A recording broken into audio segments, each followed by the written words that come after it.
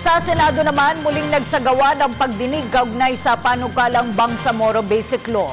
Dito, binusisi ng mga senador ang ibibigay na police powers sa bubuing Bangsamoro Region. Si Jade Miguel sa detalye.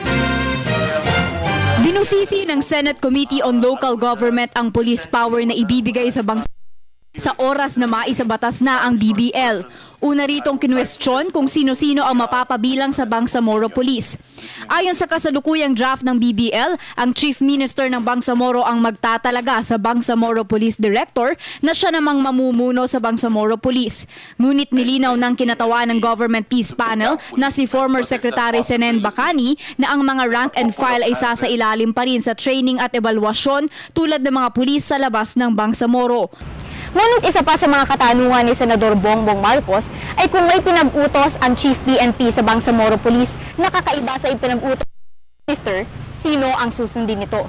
Isa pa sa mga nilinaw ng Senador ay ang hindi dapat pagkuha ng utos ng Bangsamoro Police mula sa pinuno ng lokal na gobyerno, kundi dapat daw itong manggaling sa utos ng PNP.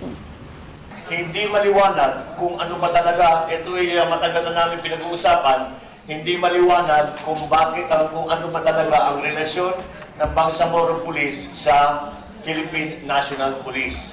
Dagdag pa ni Marcos, tila hindi rin malinaw ang chain of command sa Bangsamoro Police dahil hindi pa anya nakadetalye kung ano ang magiging papel ng Chief Minister sa Bangsamoro Police.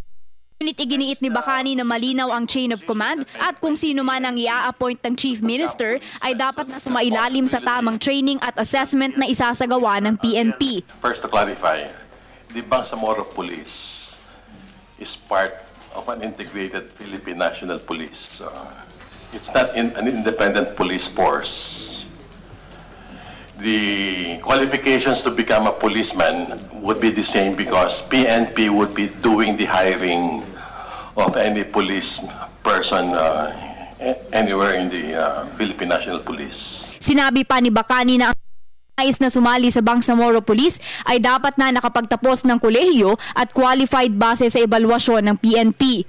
Kabilang pa sa mga nais na maipaliwanag ng mga senador ay ang functions na bubuo dito at ang proseso na kailangang pagdaanan ng isang miyembro ng Bangsamoro Police.